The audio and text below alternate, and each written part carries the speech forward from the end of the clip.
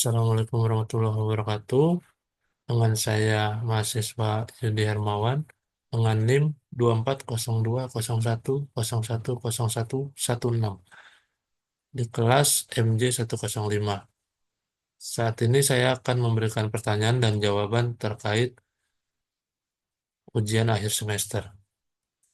Untuk pertanyaannya, bagaimana konsep dari pasar monopoli, karakteristik, dan faktor yang menyebabkan adanya pasar monopoli? Berikan contoh ilustrasi pemangku usaha atau bisnis yang berada dalam pasar monopoli.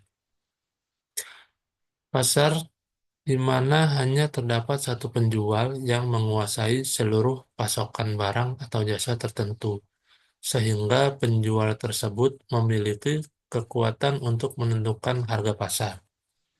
Karakteristik pasar monopoli, satu terdapat hanya satu penjual. Dalam pasar monopoli, hanya ada satu perusahaan yang menyediakan produk atau jasa tertentu. Tidak ada perusahaan lain yang menawarkan barang atau jasa yang serupa atau identik.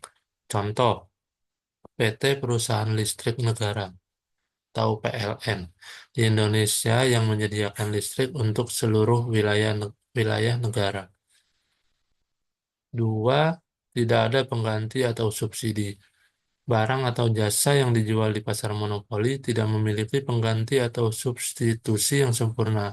Konsumen tidak bisa beralih ke produk lain jika mereka tidak puas dengan harga atau kualitasnya. Contohnya, perusahaan yang memiliki paten atau hak cipta, atau teknologi atau obat-obatan tertentu.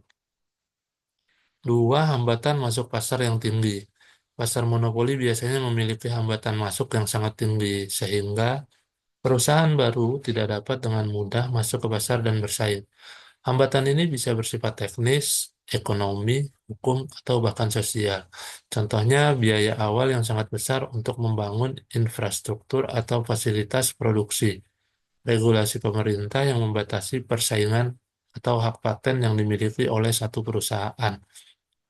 Kekuatan untuk menentukan harga. Sebagai satu-satunya penyedia barang atau jasa di pasar, perusahaan monopoli memiliki kekuasaan untuk menentukan harga.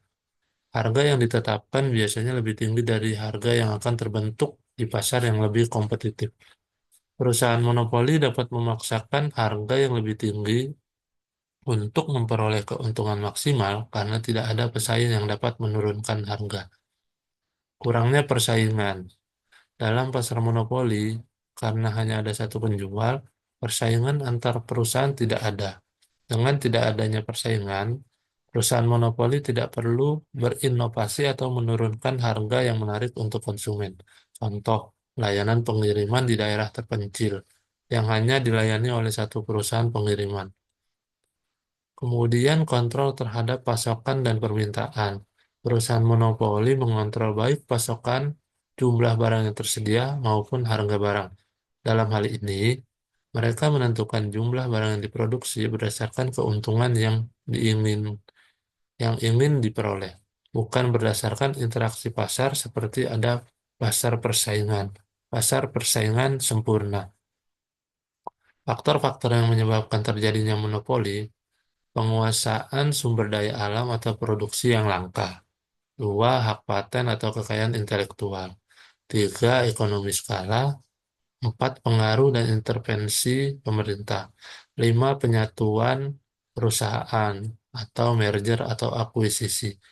Enam, hambatan masuk pasar yang tinggi. Untuk pertanyaan kedua, apa yang dimaksud dengan fenomena price leadership dan bagaimana price leadership terjadi pada pasar oligopoli? Jelaskan ilustrasinya. Fenomena di mana satu perusahaan yang dominan disebut sebagai leader dalam suatu pasar menetapkan harga barang atau jasa dan perusahaan-perusahaan lain yang ada dalam pasar mengikuti atau menyesuaikan harga tersebut. Price leadership dalam pasar oligopoli. Pada pasar oligopoli hanya ada beberapa perusahaan besar yang menguasai pasar dan mereka saling mempengaruhi satu sama lain dalam hal harga dan produksi. Dalam konteks ini, price leadership dapat terjadi ketika satu perusahaan menjadi pemimpin harga atau price leadership yang menentukan harga pasar, sementara Perusahaan-perusahaan lain mengikuti harga tersebut. Ada dua jenis price leadership yang sering terjadi dalam pasar oligopoli. Satu, leader harga yang dominan, dominan price leader. Contoh di pasar mobil, sebuah perusahaan mobil besar seperti Toyota atau Honda mungkin menetapkan harga untuk model mobil tertentu. Dan perusahaan mobil lainnya seperti Nissan atau Ford mungkin akan menyesuaikan harga mereka agar tetap bersaing. Dua, leader harga yang tidak dominan. Barometric price leader. Contoh perusahaan seperti Intel yang menetapkan harga untuk produksi semikonduktor mereka, dan perusahaan lain di industri semikonduktor mungkin mengikuti harga mereka karena keahlian mereka dalam teknologi dan pengaruhnya di pasar. Demikian penjelasan saya. Terima kasih.